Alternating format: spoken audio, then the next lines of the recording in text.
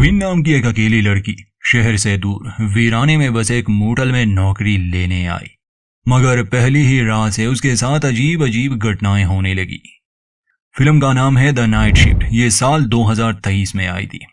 इसकी कहानी अनप्रेडिक्टेबल है, ये आपको जोड़े रखती है, तो अंत तक जरूर देखिए। फिल्म की कहानी शुरू होती है ग्विन टायलर नाम की एक लड़की से, जो आधी रात को एक मोटल में आती है। वो यहाँ रात बिताने नहीं बल्कि नौकरी के लिए आई थी। ये मोटल एक वीरान से इलाके में था। इस मोटल का मालिक था टेडी माइज नाम का एक बंदा, और उसे नाइट शिफ्ट के लिए किसी की जरूरत थी, जैसे कि इस फिल्म का नाम है, यानी नाइट शिफ्ट। मोटल पहुंचकर ग्विन को रिसेप्शन खाली मिलता है। यहाँ मोटल में ज्यादा लोग ठहरे भी नहीं थे, तो वो टेडी को ढूंढने लगी। जगह अजीब सी थी, डरावना सा माहौल था, और ग्विन थी एक मासूम सी लड़की। टेरी को ढूंढते समय वो उसे मिल तो जाता है, मगर दोनों एक दूसरे को डरा देते हैं। ग्विन अपने समय से पहले आ चुकी थी, इसलिए टेरी को इतनी जल्दी उसकी उम्मीद नहीं थी।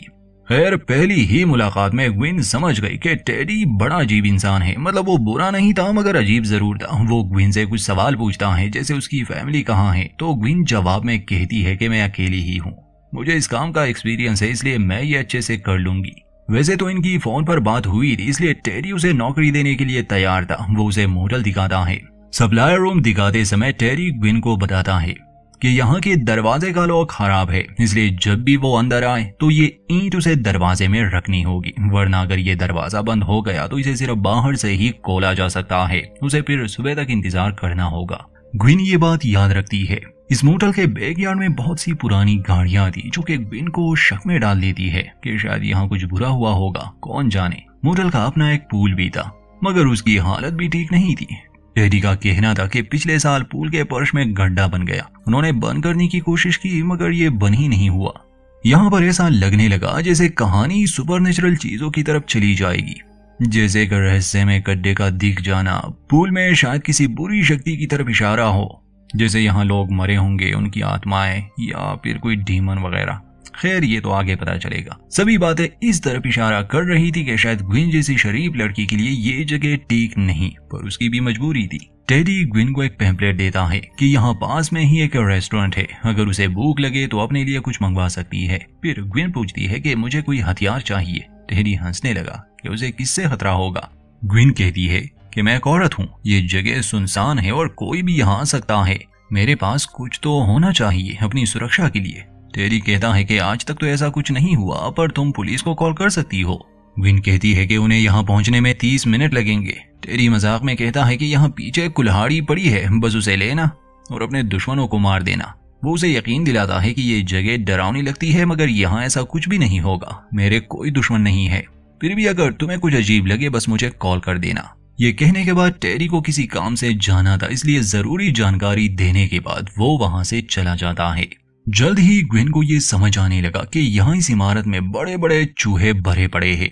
इस समय मोटल में सिर्फ एक ही रूम ऑक्युपाइड था, रूम 6। ग्विन वहां जाकर दरवाजे पर दस्तक देती है। ग्विन असल में उसे ये बताने आई थी कि अगर उसे किसी भी चीज की जरूरत हो तो वो उसे बता दे। रूम 6 में एलिस नाम की एक अजीब सी लड़की थी, जो ज्यादा कुछ नहीं कहती, मगर ग्विन का ध्यान उसकी उंगलियों पर गया, जिस पर या तो खून लगा था या वो लाल रंग था। खैर, ग्विन उसे ज्यादा परेशान नहीं करती। जब वो एक रूम की सफाई करने गई तब उसे एक कार दिखाई दी। ये तो नहीं दिखाया जाता कि उस कार में कौन है, मगर ये बात साफ थी कि उसमें जो कोई भी था वो ग्विन पर नजर रख रहा था। ग्विन घबरा जाती है और तुरंत रिसेप्शन में आती है। खैर, इस बात को नजरअंदाज करके वो अपने लिए खाना ऑर्डर करती है, और इसके थोड़ी देर बाद रूम 13 से कॉल आई, मगर रूम 13 तो खाली था। डरते हुए ग्विन जैसे ही कॉल उठाती है, दूसरी तरफ से उसे किसी औरत का हंसना सुनाई दिया। वो घबरा गई और वहां पड़े एक नाइफ को वो उठा लेती है। यहाँ तक फिल्म की कहानी हमें इस उलझन में डाल देती है कि क्या ये एक हॉरर मूवी है और इस मोटल में कुछ घटनाएं घटी होगी, या ये एक स्लैशर होगी जिसमें वो आदमी जो गाड़ी में ग्विन पर नजर रख रहा है वो कोई सीरियल किलर होगा, या ये फिर कुछ और भी हो सकता है। खैर, हाथ में वही नाइफ लिए ग्विन डरते डरते रूम 13 में चली जाती है। बेशक वहाँ कोई नहीं था, मगर फिर भी ग्विन को कुछ भारीपन महसूस हुआ, बल्कि हमें भी उसके पीछे एक साया दिखाया जाता है। जैसे ही वो फोन चेक करने वाली थी तो फ्रंट डेस्क से उसे कॉल आती है, और फिर किसी औरत का भूत उसे अपने पीछे नजर आया, जो कहती है, जिससे वो घबरा गई और तुरंत वो उस रूम से बाहर आई। एलिस उसे देख लेती है, पूछती है कि तुम ठीक तो हो, मगर ग्विन समझा नहीं पाती कि उसने क्या देखा। खैर अब एलिस का कैरेक्टर यहाँ खुलकर सामने आता है। असल में वो घर से भागी हुई एक लड़की थी और उसकी उंगलियों पर ग्विन ने जो देखा वो लाल रंग था जो वो अपने बालों को दे रही थी, मगर उसका हेयर ड्रायर खराब हो चुका था और ये बताने वो ग्विन के पास आई, मगर उसने ग्विन को इस हालत में देख लिया। खैर ग्विन ड्रायर देने उसे सप्लाई रूम में ले जाती है, मगर वो ये बात भूल गई कि दरवाजे पर एक ईंट रखनी होगी। तो अचानक से दरवाजा लॉक हो जाता है और ये दोनों लड़कियां अंदर फंस गई। ये जानकर एलिस को बहुत गुस्सा आता है क्योंकि उसका सेल फोन भी रूम में था और टेडी सुबह यहाँ आएगा, तो ये दोनों शायद सुबह तक ही यहाँ फंसे रहे। अचानक से लाइट चली जाती है जिससे एलिस चिल्लाती है क्योंकि उसे अंधेरे से डर लगता था और अपने आसपास बहुत से चूहे देखकर तो इनका डर और बढ़ गया। मगर तभी उन्हें बाहर कोई दिखा। याद होगा ग्विन ने खाना ऑर्डर किया था, तो ये वही डिलीवरी वाला था जो ठीक समय पर यहाँ आया। वो दरवाजा खोलता है तो ये दोनों लड़कियां तुरंत वहां से बाहर निकली। इसके बाद दोनों एक साथ खाना खाते हैं और एलिस ग्विन को अपने बारे में बताती है, जैसे कि उसका अपनी माँ से झगड़ा हुआ है और वो घर से भाग आई। ग्विन ये सुनकर उसे सलाह देती है कि शायद उसे वापस जाना चाहिए, चाहे उसकी माँ कितनी ही बुरी क्यों ना हो, मगर उसे एलिस की फिक्र होगी और शायद इस समय वो उसे ढूंढने में लगी होगी। मगर एलिस पर कोई असर नहीं होता। ड्रिंक लेने जब ग्विन बाहर आई तो एक बार फिर से उसे वो गाड़ी दिखी। पहली बार ये उसका शक हो सकता था, मगर अब दोबारा से गाड़ी का दिखना ग्विन को यकीन आ गया कि कोई उसके पीछे है और असल में उसके साथ अतीत में ऐसा कुछ हो चुका था, तो उसका शक जायज था। वो वापस रूम में आई तो बॉटल्स भी उसके हाथ से गिर गए। एलिस मदद करना चाहती थी मगर ग्वेन बहुत परेशान थी, इसलिए वो एलिस पर गुस्सा करती है। खैर एलिस समझती थी इसलिए वो कुछ नहीं कहती और अपने रूम में चली जाती है। कुछ देर बाद वहां एक अमीर आदमी और उसकी गर्लफ्रेंड आकर एक रूम लेना चाहते थे, सिर्फ 1 घंटे के लिए, मगर वो दोनों बहुत बदतमीज थे। वो ग्विन की काफी इंसल्ट भी करते हैं। ग्विन भी जिद पर अड़ी थी। वो उनसे पूरे रात के पैसे ले लेती है, जिस पर उस आदमी को गुस्सा तो बहुत आया, मगर पैसे ग्विन के मुंह पर मारकर वो रूम ले लेता है। खैर ये दोनों यहाँ सोने तो नहीं आए थे, ये तो साफ लग रहा था, और अपना शक दूर करने के लिए ग्विन वहां जाती भी है। रूम में जागने पर वो दोनों अपने डिजायर्स पूरे करने में लगे थे। उस औरत को महसूस हुआ कि शायद कोई बाहर से झांक रहा है, इसलिए वो देखने आई। उससे पहले ही ग्विन उनके कार के पीछे छुप गई थी, इसलिए उसने नहीं देखा। इसके बाद ग्विन पूल के करीब गई। गौर से देखने पर उसे लगा जैसे कोई चीज उसमें हिल रही हो। रेलिंग कमजोर था इसलिए वो नीचे गिर गई। तब उस गड्ढे से एक अजीब सी औरत या उसका भूत कह ले वो बाहर निकली, जो ग्विन की तरफ बढ़ रही थी। डर के मारे ग्विन चिल्ला रही थी। एलिस ने उसकी चीखें सुनी, इसलिए वो तुरंत वहां आकर उसकी मदद करती है, उसे बाहर निकालती है। ग्विन बाहर आई तो इस बार भी वो खुद को पागल साबित नहीं करना चाहती थी, इसलिए वो एलिस को सच नहीं बताती कि उसने पूल में क्या देखा।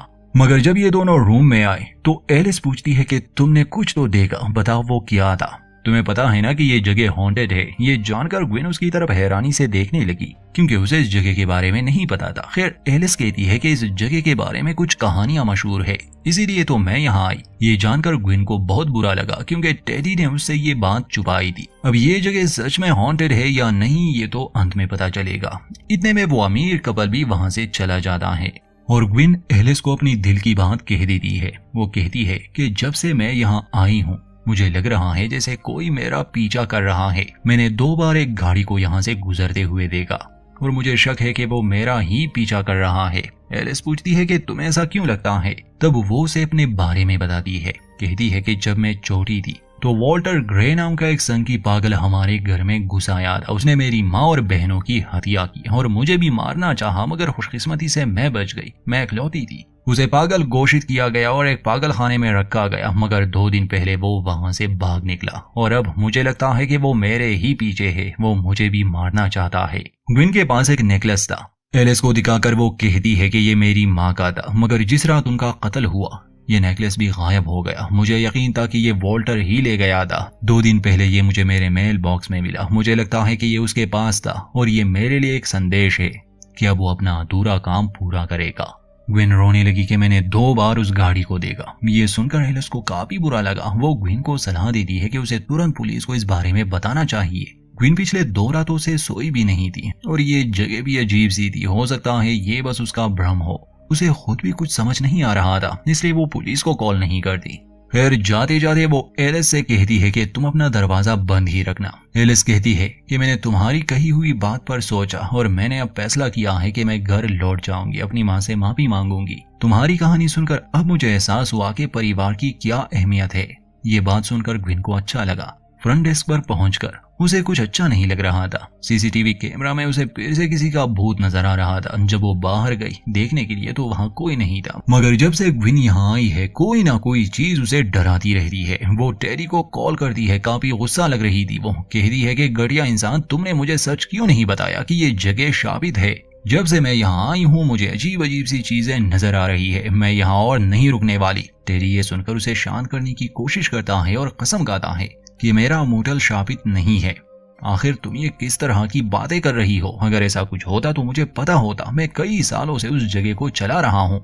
मगर ग्वेन को उसकी एक बात पर भी विश्वास नहीं था, तो टेडी कहता है कि मैं कुछ देर में वहां पहुंच जाऊंगा। इसी के साथ वो फोन रख देती है। फिर वहाँ एक अजीब सा आदमी आया। वो ग्वेन को घूरे जा रहा था। उसकी बातें भी अजीब सी थी। वो रूम मांगता है। ग्वेन रूम देने के लिए तैयार थी, मगर उसे शक था और ऐसा ही लग रहा था जैसे यही वो वॉल्टर ग्रे नाम का कातिल हो। उसके हाव भाव से भी यही लग रहा था। फिर ग्विन अकल से काम लेती है। जैसे ही वो उसे रूम दिखाने ले गई तब पीछे से उस पर वो हमला करके उस आदमी को बुरी तरह से घायल कर देती है। मरने से पहले ये आदमी इस कहानी का एक राज खोलता है। ग्विन ने कहा था कि उसके परिवार की हत्या वॉल्टर नाम के एक सनकी ने की थी, मगर असलियत ये थी कि ग्विन ने ही अपने परिवार की हत्या की थी। उसका दिमागी संतुलन ठीक नहीं और ये आदमी असल में ग्विन का डॉक्टर था। ग्विन का पिछले 15 साल से इलाज चल रहा था। 2 दिन पहले ही ये उस हॉस्पिटल से भाग आई। ग्विन ये मानने को तैयार ही नहीं थी कि उसने ये किया, बल्कि उसका विश्वास अभी भी उस कहानी पर था जो उसने बनाई थी। इस डॉक्टर के साथ 2 नर्स भी आए थे। ग्विन उन्हें भी मार देती है। एलिस अपने रूम में थी, उसे कुछ आवाजें सुनाई दी। तो जब वो बाहर आई, क्योंकि उसे ग्विन की फिक्र थी, तो उसे डॉक्टर की लाश मिली जिसकी जीभ भी काट ली गई थी और नर्स भी मर रहे थे। ग्विन अब अपने होश में नहीं थी। उसका सन की रूप सामने आ चुका था, इसलिए कहानी को प्रेडिक्ट करना मुश्किल था, क्योंकि मासूम सी दिखने वाली कैरेक्टर ही असली कातिल निकली और भूतों का दिखना असल में ग्विन के हेल्यूसिनेशंस थे। ये जगह हॉन्टेड नहीं, ये ग्विन की माँ और बहनें हो सकती है जिन्हें उसने मार डाला। ग्विन अब बदल गई थी, इसलिए वो एलिस को भी मार देती है और जब टेरी वहां पहुंचा तो ग्विन ने उसे भी नहीं बख्शा। यहाँ तक तो फिल्म ठीक ठाक थी, हमें एक जबरदस्त ट्विस्ट देखने को मिला, पर इसके आगे जो दिखाया जाता है वो बेमतलब सा लगता है। कहानी कुछ हफ्ते बाद की दिखाई जाती है, जहां ग्विन ही इस जगह की मालिक बन चुकी थी और उसने मोटल को बहुत अच्छे से रेनोवेट भी किया था। तब एक गेस्ट बुकिंग के लिए आता है और दीवार पर हमें खून का निशान दिखाया जाता है। इसका तो यही मतलब हो सकता है कि जब भी यहाँ कोई रहने आता होगा तो ग्विन का वो खतरनाक रूप सामने आकर उसकी हत्या करता होगा। इतने लोगों को मारने के बाद भी पुलिस यहाँ आई क्यों नहीं? एक डॉक्टर और 2 नर्स यहाँ मारे गए। हॉस्पिटल के स्टाफ को पता होगा कि ग्विन यहाँ है, फिर भी आज तक वो पकड़ी क्यों नहीं गई? बस ये थोड़ा सा बेमतलब लगता है। बाकी फिल्म इतनी बुरी नहीं थी। ग्विन जैसा कैरेक्टर जिस पर शुरू में दया आती है और बाद में वो एक अलग इंसान बनकर सामने आती है। खैर यहीं पर होता है द नाइट शिफ्ट नामी फिल्म का अंत। उम्मीद करते हैं ये कहानी आपको पसंद आई होगी। वीडियो अच्छी लगे तो लाइक करें, चैनल को सब्सक्राइब करना ना भूलें।